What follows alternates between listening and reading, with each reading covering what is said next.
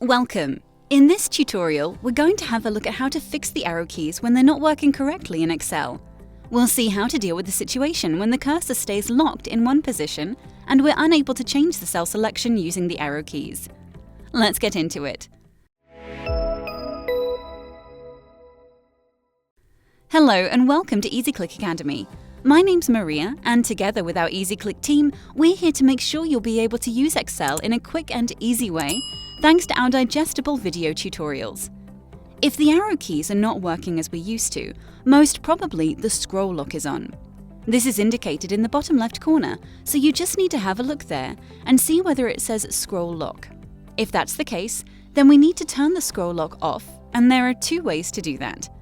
The first is to look up the scroll lock key on your keyboard and turn it off there. In case you can't find the scroll lock key on your keyboard, here's the other way. The scroll lock can be turned off on a virtual on-screen keyboard which can be found on every computer.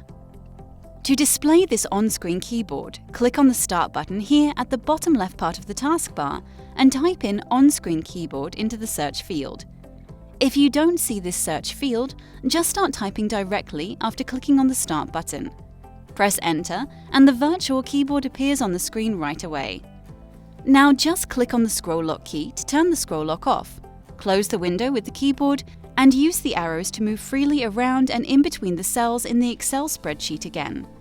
If you found this tutorial helpful, give us a like and watch other video tutorials by EasyClick Academy. Learn how to use Excel in a quick and easy way.